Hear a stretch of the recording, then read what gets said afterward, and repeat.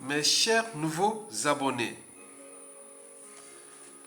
mesdames, messieurs, peuple congolais, chers membres de la diaspora, chers membres de la raison et de la transmission intergénérationnelle des principes et valeurs de liberté, de dignité, de justice, de paix, de souveraineté des peuples. Et n'oublions pas de la transmission intergénérationnelle de l'intérêt général sur l'ensemble du continent et en particulier dans notre cher beau pays, béni par la nature. Ce pays qui est depuis de nombreuses années fracassé et le peuple piétiné par l'ogre des bords de la Lima, Denis Sassou Nguesso, qui n'a laissé sur les routes du Congo que des cadavres de tout âge et de toutes catégories socio-professionnelles. Ces neurones tropicales, c'est-à-dire ce sont ces individus-là que l'on ne rencontre qu'une fois tous les 2000 ans dans une nation ou société donnée. Ils seront toujours au service de la traîtrise, de la haute trahison, de l'injustice, de l'oppression, de la barbarie. Ce pion de la France-Afrique, cette pièce maîtresse de la France-Afrique, Denis Sassou Nguesso. Vous savez que dans une machine, il y a toujours une pièce maîtresse. Et si vous la perdez, la machine ne marche plus. Et c'est pour cela que la France-Afrique se bat pour maintenir coûte que coûte Sassou Nguesso au pouvoir, quelle que soit la casse. Et les résultats sont là. Les crimes de masse, les génocides, le capital décès. Un pays qui, avant l'arrivée de Sassou Nguesso au pouvoir, figurait parmi les pays en voie de développement. Il a transformé ce pays d'un pays en voie de développement à un pays du tiers-monde. Aujourd'hui, nous sommes au quart-monde. Le processus de carmondisation du Congo est total. Et donc, nous avions ce profil-là atypique qui s'appelle Denis Sassou Nguesso. Et joue avec nous comme ses sujets indigènes, esclaves, et comme du bétail humain. Qu'est-ce que ça peut faire? Puisque nous n'avions pas pris notre responsabilité de peuple, tant au niveau civil, c'est-à-dire la rue, ou militaire, c'est-à-dire coup d'état militaire salutaire. Donc, je vais ici traiter une affaire qui venait de se passer en Côte d'Ivoire, où le peuple congolais et leur pays ont été humiliés gravement en Côte d'Ivoire par Denis Sassou Nguesso. En effet, je n'en crois pas. Mes yeux et mes oreilles. Eh bien oui, je n'en crois pas. Mes oreilles et mes yeux. Et pourquoi? Denis Sassou Nguesso, après avoir couillonné les Congolais, détruit et ruiné le Congo, c'est en fin de vie, à ses 83 ou 85 ans, que Denis Sassou Nguesso reconnaît enfin et publiquement qu'il est ivoirien.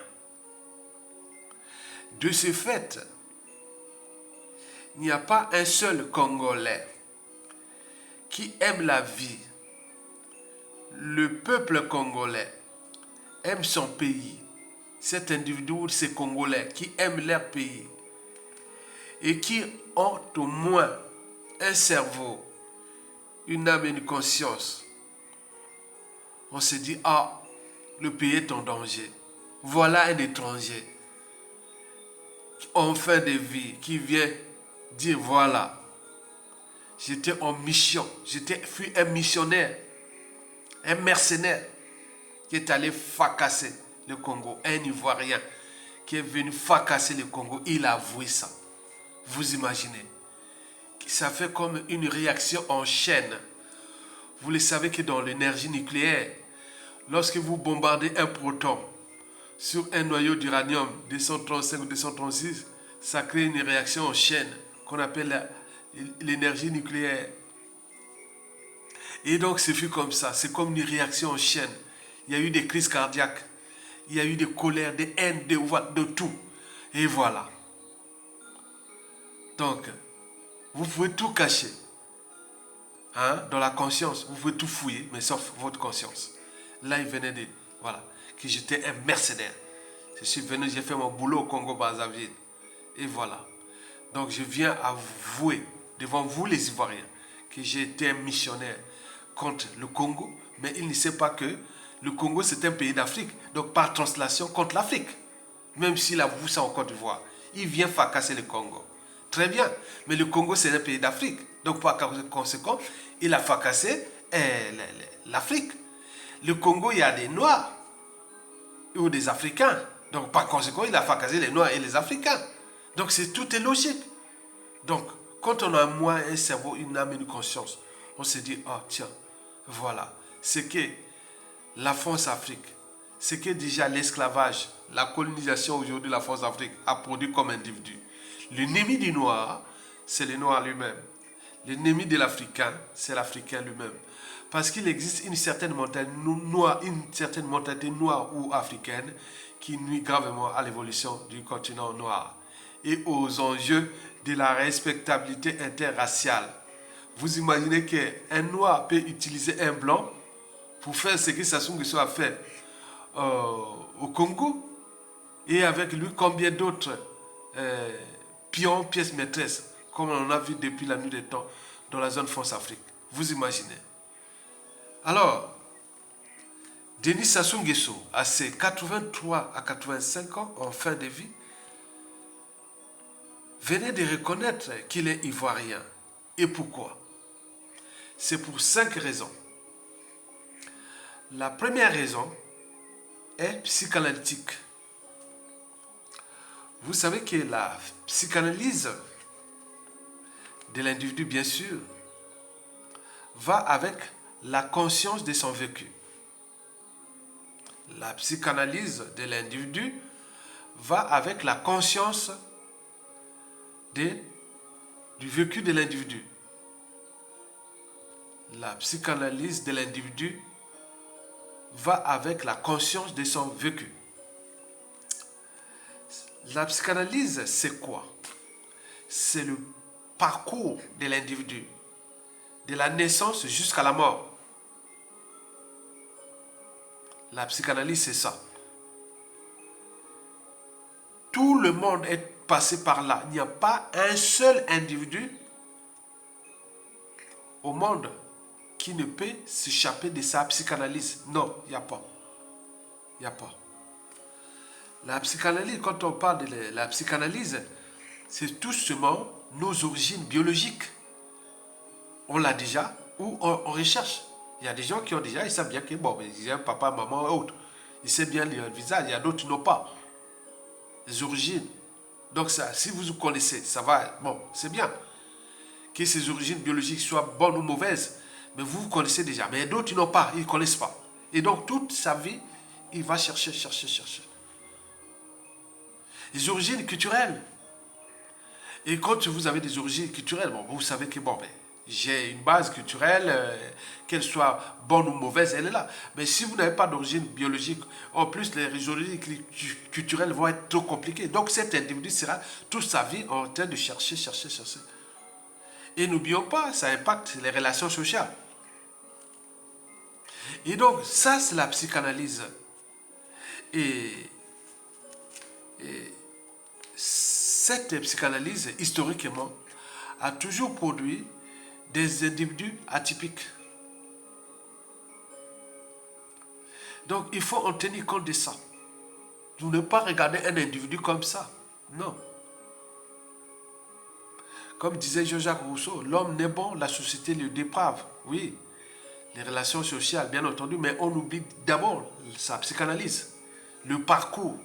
Les joies, les peurs, les angoisses, les émotions, les humiliations, les médiations profondes, les pleins têtes de son vécu depuis l'enfance jusqu'à nos jours.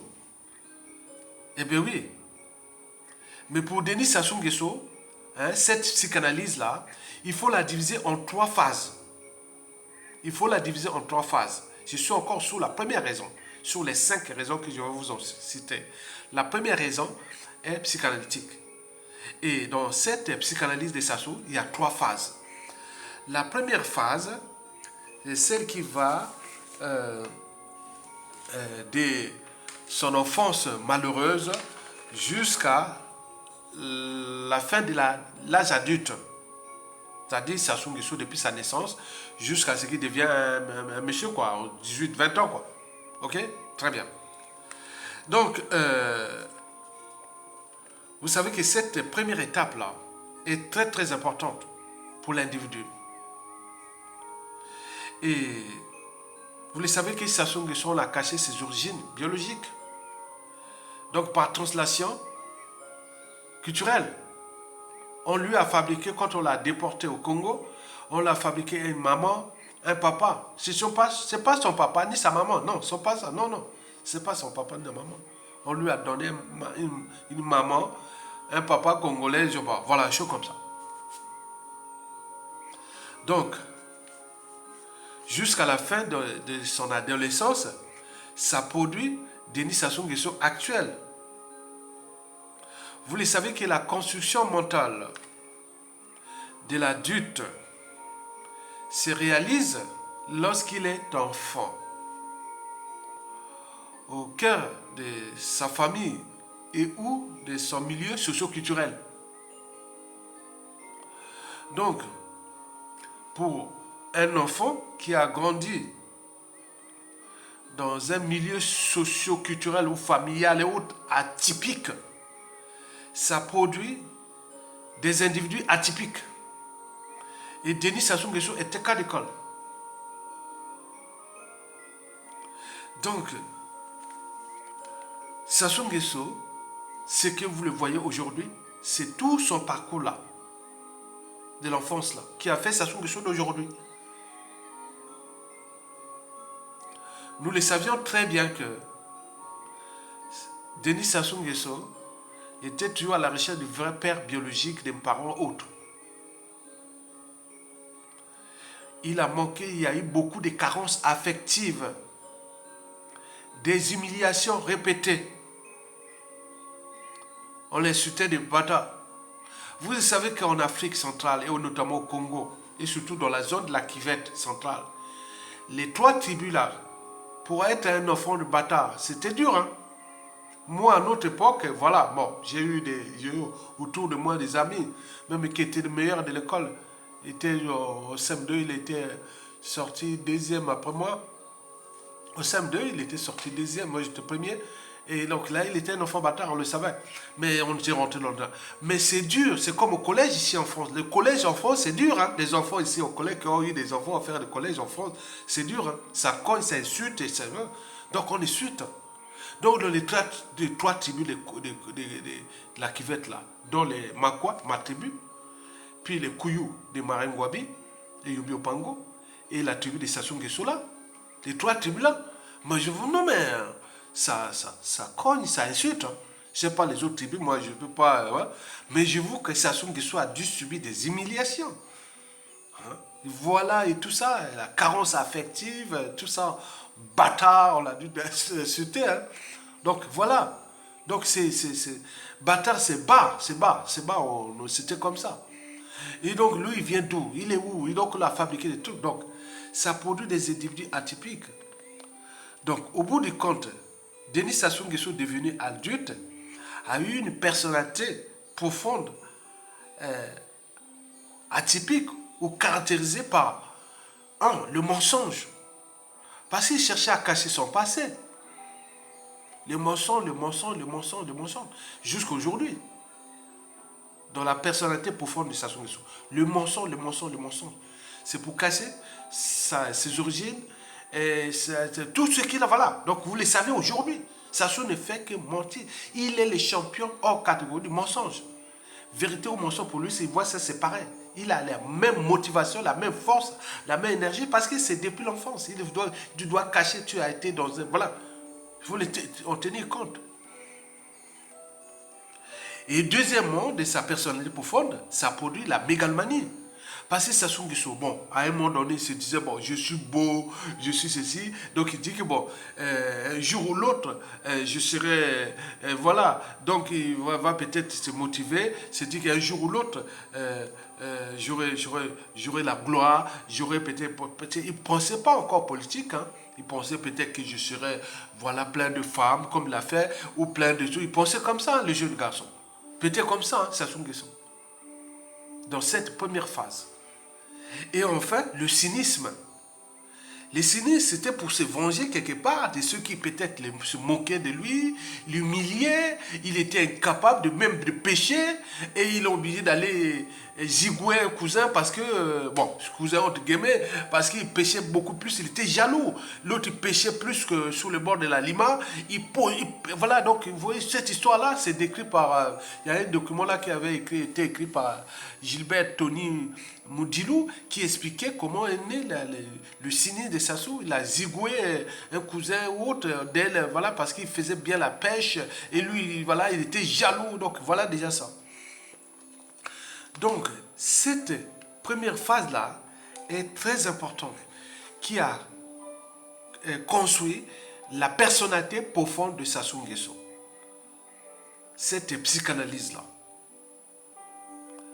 La deuxième phase de cette psychanalyse est tout simplement France-Afrique. On nous signale qu'il fut repéré dès 1961 par la France-Afrique. Donc tout a été, voilà, comme dans un jeu d'échecs, on faisait monter Sassou Nguesso au fur et à mesure. Parce que tous les profits douteux dans la zone France-Afrique de l'époque, on faisait que monter les profits douteux d'une nation donnée.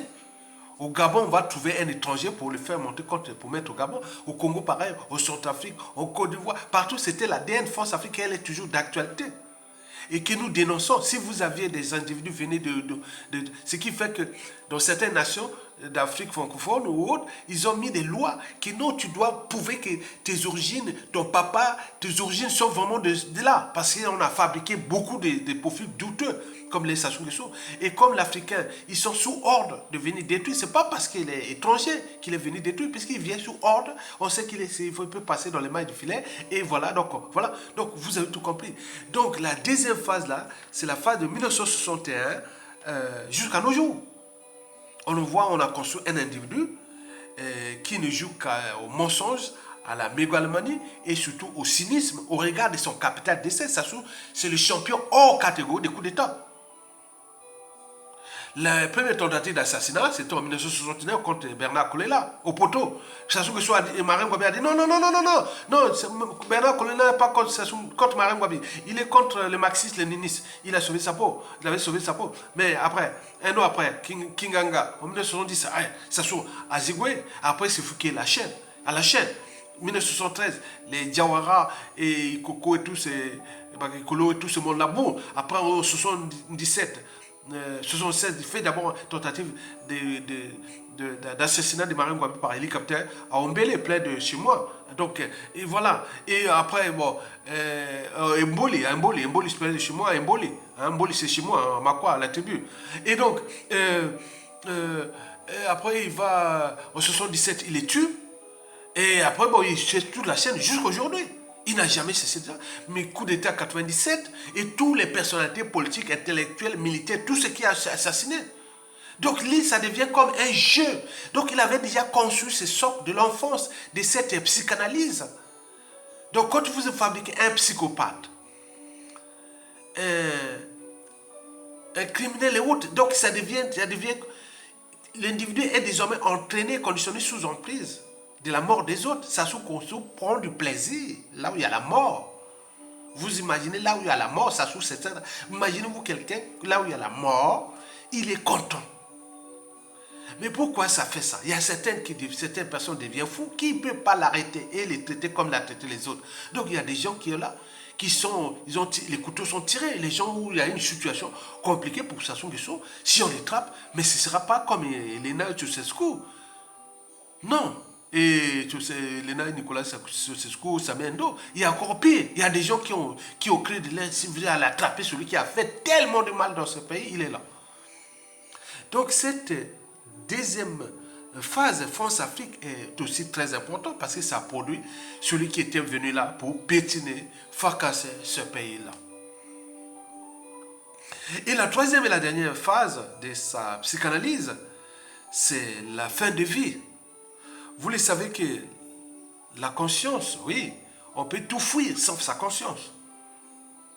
On est bien d'accord? Chacun de nous, la psychanalyse revient toujours. La conscience, voilà, elle est enfouie, cette psychanalyse. Le vécu vient là, ça sort. Je vous raconte une histoire. Il y a une femme là, en France, qui vivait avec un Rwandais qui avait commis les génocides rwandais de 1994. Et à chaque fois que madame voyait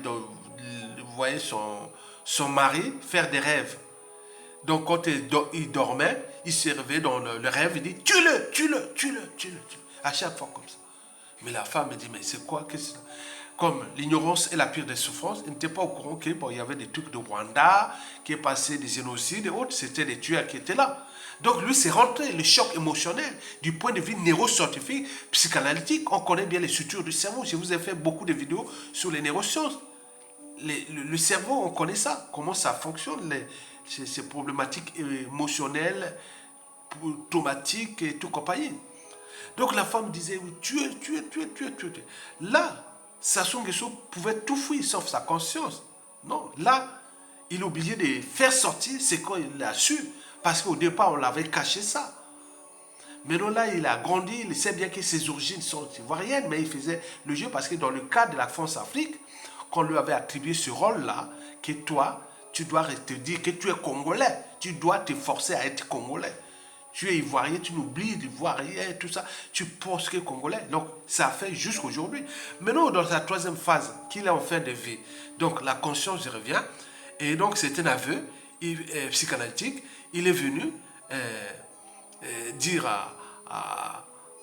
comment on appelle, aux Ivoiriens et au monde entier publiquement qu'il est ivoirien.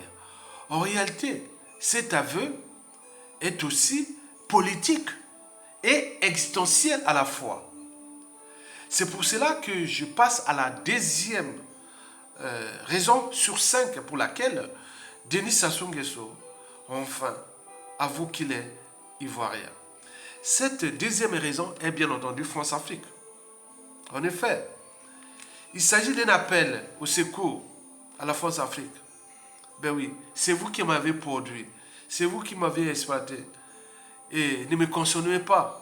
Il voit qu'il risque de le jeter parce que les enjeux déjà France-Afrique à l'échelle continentale sont tels que les tensions au Congo-Brazzaville, la géopolitique, ce qui risque de se chambouler parce que tout le monde est en train de prendre conscience qu'on s'est fait avoir du nord au sud, de l'est à l'ouest. Du Congo, déjà le coup d'État, les nordistes là, ils se disent, ah tiens, voilà. Et le pays est un étranger qui est venu, voilà. Et beaucoup de choses comme ça. Donc la situation géopolitique sous-régionale est problématique pour la France-Afrique au regard des contentieux et des tensions en cours. Et donc là, il vient dire, sur cette deuxième raison, il vient en Côte d'Ivoire, il vient dire, pour montrer un message à l'étranger, que voilà, je suis le lien France-Afrique entre l'Afrique centrale et l'Afrique de l'Ouest. En Afrique centrale, moi, je contrôle l'Afrique centrale. Maintenant, j'ai aussi des liens en Afrique de l'Ouest. Donc, je suis un Houphouët-Boigny. Je suis, voilà. Donc, donnez-moi en plus de titres, comme si on est encore à la France-Afrique du XXe siècle.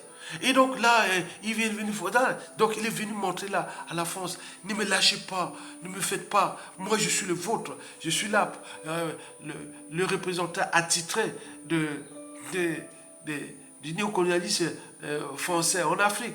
Donc vous m'avez fabriqué, vous m'avez fait tout, je ne vous ai jamais trahi. Donc là, je contrôle les deux écosystèmes d'Afrique de l'Ouest et d'Afrique centrale. Voilà, mes origines sont ici. Et donc en plus, je leur avais donné 200 millions de milliards de francs CFA, gratteux. Voilà, donc j'ai donné à la Côte d'Ivoire 100 millions de dollars, les caisses de l'État congolais, gratos à la Côte d'Ivoire pour mes origines et autres. Donc je suis là. La France-Afrique, ne me lâchez pas, ne me lâchez pas. Donc vous imaginez. Donc d'un point de vue de la France-Afrique, là, l'aveu de Denis Sassou Nguesso est aussi un message adressé aux étrangers ouest-africains et notamment ivoiriens installés au Congo, qui depuis le coup d'État, je n'ai cessé de déclasser les Congolais. Les Congolais sont devenus des étrangers dans leur propre pays. En retour, qu'est-ce que j'ai fait? J'ai donné du pouvoir et des affaires aux Ouest-Africains et aux étrangers. Donc soutenez-moi. S'il arrive un souci ici, les Ouest-Africains qui sortent au Congo, et notamment ivoiriens, bon, je vous ai donné tout le pouvoir, les affaires, vous contrôlez tout au Congo. Les Congolais sont là, mais ça bouillonne, ça bouillonne. Mais malgré ça, ça bouillonne. Le sentiment de xénophobie, d'ostracisme contre les étrangers, surtout ouest-africains et à l'échelle du Congo-Brazzaville, c'est tel que je n'ai jamais vu. Il faut se le dire. Donc, vous imaginez. Et donc là, il y a des soucis à se faire de cet aveu-là. Mesdames, Messieurs, peuple congolais. La troisième raison pour laquelle Denis Sassou Nguesso venait d'avouer ses origines ivoiriennes et bien entendu politiques, bien entendu, oui, Denis Sassou Nguesso comment on appelle, l'a très bien compris que les histoires des dictateurs finissent en général très très mal. Hein? Donc on a fait la lecture de la chute de tous les dictateurs. Soit ils payent la rançon de la gloire, c'est-à-dire l'humiliation. On en a vu les Samiendo, les Tchoucescu, les Mobutu, les Bokassa, Alpha Condé, tous ces dictateurs-là, ça finit toujours en général très mal, humiliés. Et n'oublions pas la rançon de ces crimes, comme les Samiendo, ont payé la rançon, c'est-à-dire la justice quelle qu'elle soit. On en a vu Adolf Hitler s'est suicidé lui-même. On en a vu Nicolas Ceausescu et Elena pendus.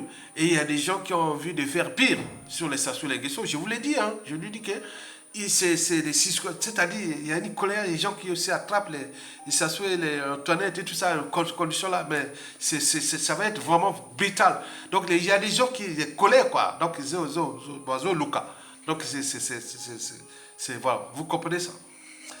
Et donc, Denis Sassou Nguesso sait du point de vue politique que tout peut s'échambler au Congo-Brazzaville au regard déjà des tensions sociopolitiques.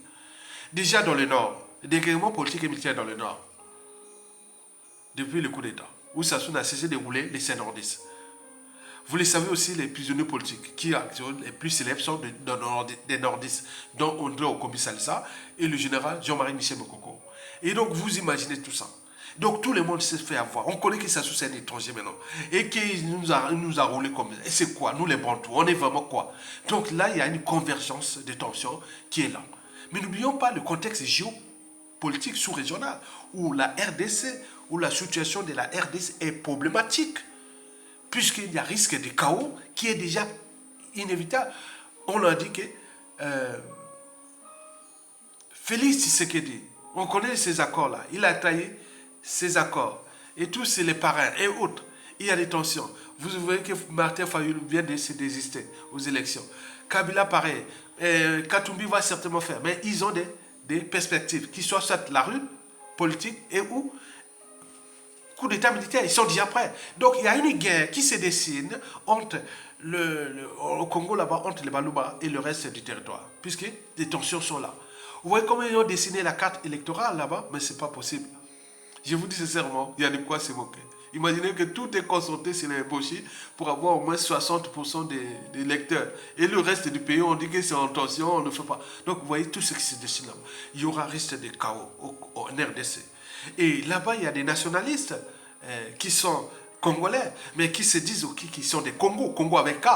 Donc il veut que nous allons aider nos frères Bas-Congo du Congo-Brazzaville si ça chamboule au Congo-RDC. Il y a des téquets des deux côtés, il y a beaucoup de choses. Donc il y a des relations culturelles et autres.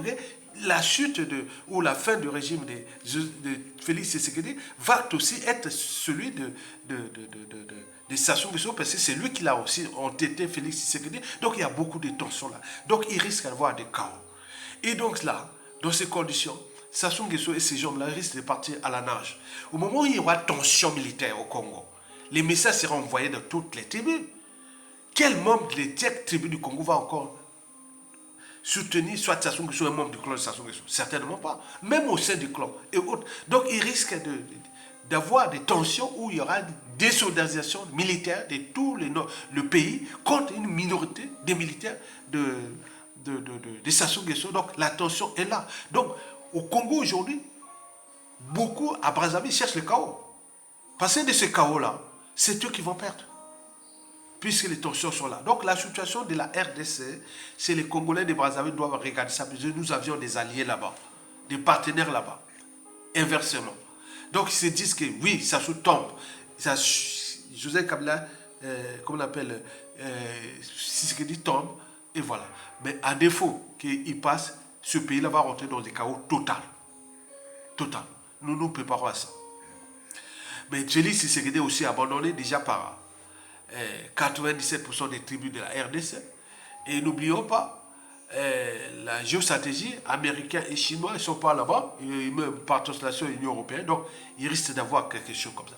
Donc préparons-nous, les Congolais de la de Brazzaville, dans toutes les tribus, préparez les militaires à se rebeller contre la minorité de Sassou Nguesso.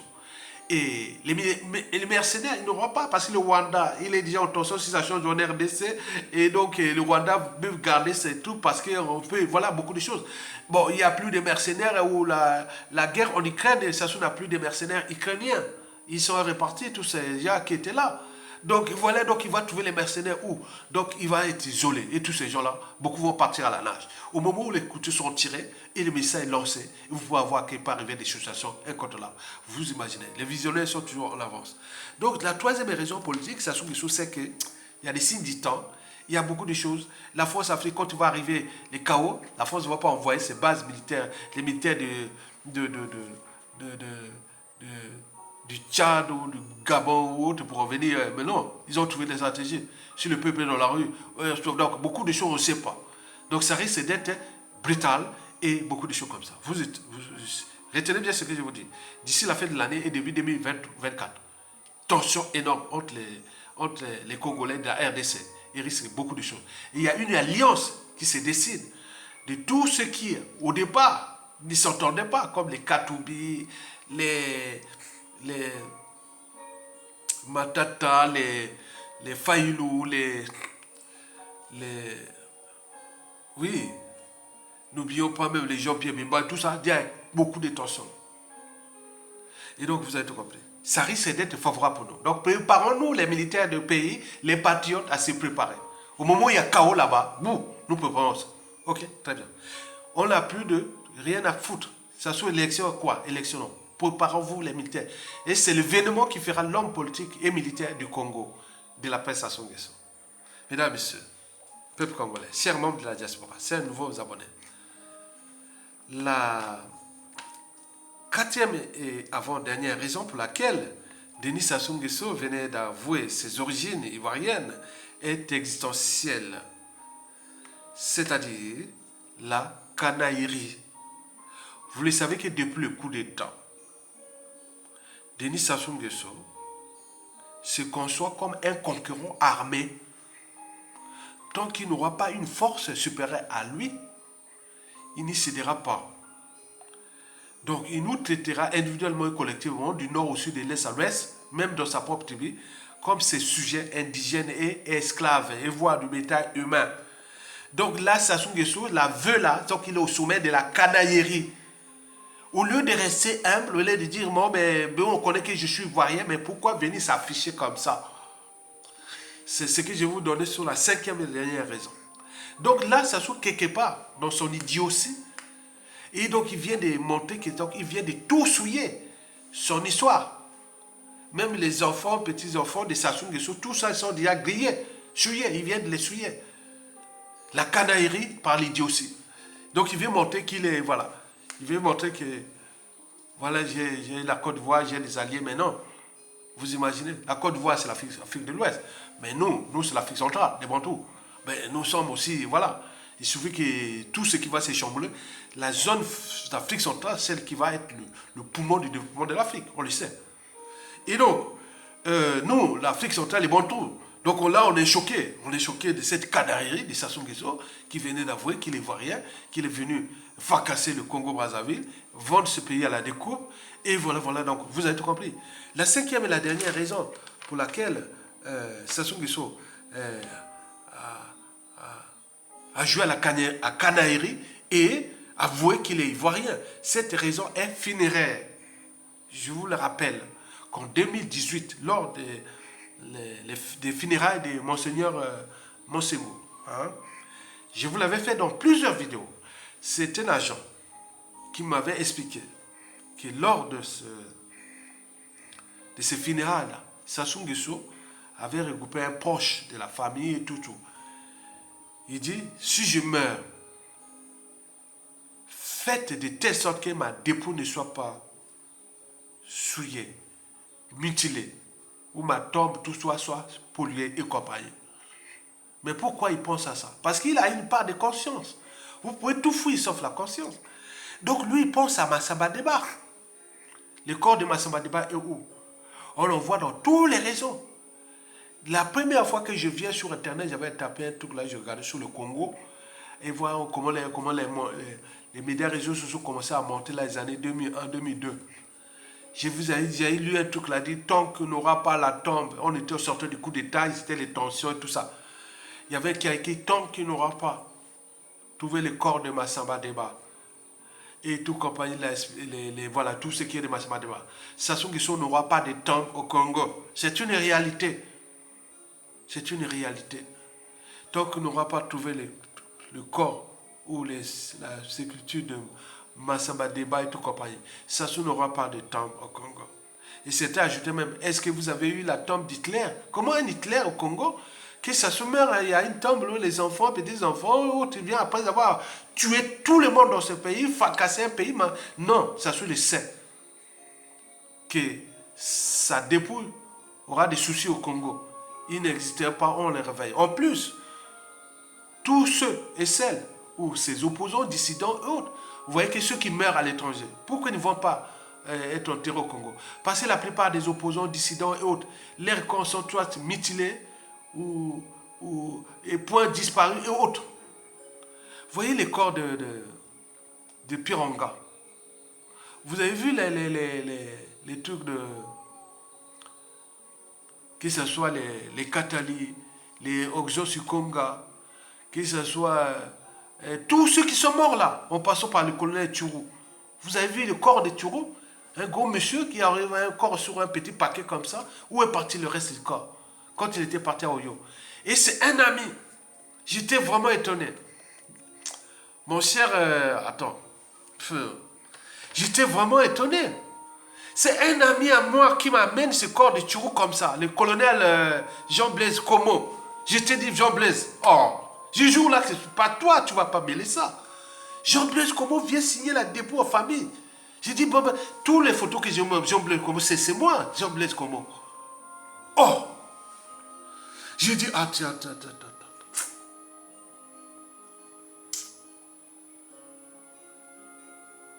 Il met le corps de Tchourou comme ça. Vous imaginez? Et tous ces corps qui ont mis. Donc Sassou avait dit que je n'aurais pas, peut-être pas de dépouilles ici, des tombes ici, ou des trucs ici. Parce que si je meurs ici, faites de telle sorte que mon corps soit protégé autre.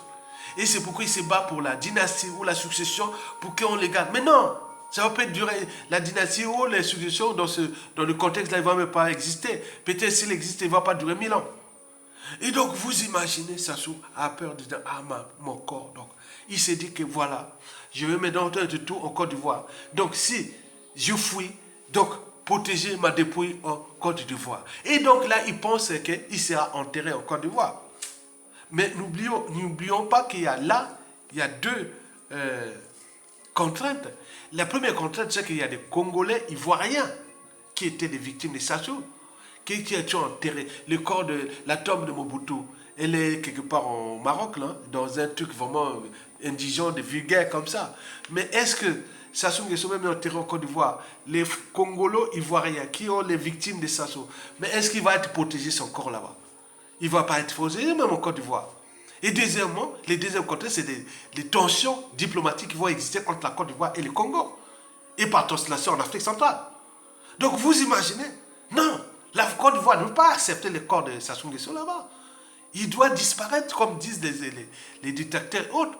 Donc, il risque de créer des tensions durables entre la Côte d'Ivoire et le Congo. Donc, on s'y prépare à ça, quelque part. Et donc, vous imaginez ça. Donc, Sassou Nguesso, la cinquième et dernière raison pour laquelle il a voué ses origines ivoiriennes, c'est pour la funéraille. Il dit que je serai peut-être enterré en Côte d'Ivoire et avec des honneurs, avec plein de gens qui viennent, les femmes, et puis les enfants, petits-enfants, arrière-petits-enfants, venaient voir que voilà notre arrière-grand-père, grand-père, grand-père, celui qui a l'Hitler du Congo. Est-ce qu'Hitler a une tombe? Est-ce que point, point, point? Donc, c'est toutes ces questions-là que vous devez en tenir compte. Mesdames, Messieurs, peuple congolais, chers membres de la diaspora, chers nouveaux abonnés, voilà pour l'essentiel de la révolution intellectuelle que je mène pour la fin de la dictature la plus féroce et criminelle existante en Afrique au début de ce 21e siècle. Et donc, vous savez qu'avant chaque changement majeur, précède toujours la révolution des idées, la révolution intellectuelle.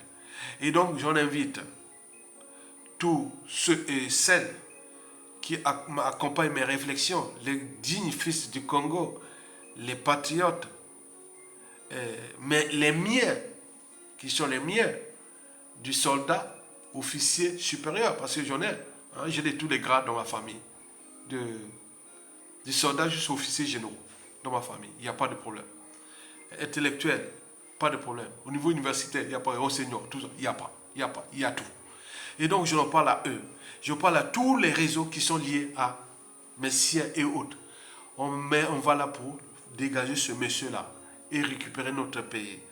Vous le saviez que les sentiments d'ostracisme, la perte de l'étranger et de la xénophobie entre les étrangers, et notamment ouest-africains, libanais, autres, est tel que, parce que Sassou, l'ADN, la force africaine de Sassou, il a laissé ce pays-là aux mains des étrangers, et nous, les Congolais, on est devenus des étrangers dans notre pays, et pour combien de temps encore? Et donc, nous, le processus est là. Et je vous dis que la chute de Sassou Nguesso va dépendre de deux facteurs. Le facteur déjà du contexte sous-régional qui va se passer en RDC et les conséquences d'après. Et deux, les tensions de la conversion qui arrive, que Sassou vient d'avouer que c'est un étranger, qu'il était en mission mercenaire, qu'il a fracassé ce pays, qu'il a peur de payer la rançon de la gloire et autres, et qu'il a peur que sa dépouille soit mutilée ou spoliée ou disparaît, autres. Donc il veut maintenant être enterré en Côte d'Ivoire, et c'est la raison pour laquelle il avait donné 100 millions de dollars gratos à la Côte d'Ivoire et de caisse de l'État et beaucoup d'avantages qui ont été de faire. Donc vous avez tout compris, dans la vie, il vaut mieux être un con qu'un imbécile. Parce qu'un con, c'est celui qui a tort ou a raison, peut changer d'avis. Et con, c'est intelligent. Mais l'imbécile, c'est l'idiot. À tort ou à raison, il ne changera jamais d'avis. Donc, est-ce que nous sommes des idiots, nous, Congolais? Certainement pas. Donc, likez, partagez et soutenez la résistance. La vraie. Tokolonga, on va libérer ce pays-là. Vous savez que mon compte YouTube est attaqué depuis 2008 et que ce compte existe. Bon, j'ai eu la période la plus sombre de mon compte YouTube, c'était 2016 à 2000, disons, depuis 2016. Voilà, depuis 2016, ce compte-là, vous avez vu, beaucoup de fois, je ne peux pas publier. Maintenant, ils ont enlevé la démonétisation que j'ai validée il y a 3 ans. Bon, donc, c'est pas grave. Donc, vous pouvez contribuer à la lutte en bas. Hein? Donc, vous cliquez un lien, vous dites, voilà, on lâchera rien. Nous sommes les vrais. Donc, on va aller jusqu'au bout. Donc, au Longa, il y a des gens qui travaillent sur le terrain. Ce sont des réseaux qu'on travaille là pour ça. Donc, vous devez contribuer à la lutte. Donc, vous ne pouvez pas venir là comme un lâche qui demain, aïe. Non, tu as été qui par rapport à la lutte? Donc, nous, on veut des vrais. Comme Mokoko a pris les risques de nous défendre jusqu'au bout. Et nous sommes dans cet état d'esprit. Et donc, ça ne va pas s'arrêter. Il aurait pu accepter tout ce qu'il a pu avoir. Ben oui, il a dit non pour l'intérêt du pays. Et vous devez rester dans cet état d'esprit factuel. Et moi, Aya Tonga, c'est pareil. J'en ai eu toutes les propositions, tous les avants, rien. Ça ne se dira pas, ça leur fait peur. Et donc, c'est pourquoi ils veulent attaquer. Mais pour me faire taire. Donc, soutenez la résistance. C'est la vraie. J'appelle qu'aux vrais. Je n'appelle pas tout le monde. Donc, c'est les vrais. Et donc, prenez conscience de cette lutte. Ce n'est pas que d'être spectateur, de voir ce qui se passe en Occident ou ailleurs où les autres se mobilisent. Mais vous aviez aussi des individus comme Aya Tonga qui donnent l'espoir, l'espérance de votre pays. Et quand vous vous réveillez le matin, vous allez au travail ou vous faites ça, vous vous dites oui, on en compte encore dans ce pays. Il y a des gens qui sont de vous, comme l'air. L'Octocolonga, likez, partagez et soutenez la résistance par les liens en bas. Merci beaucoup.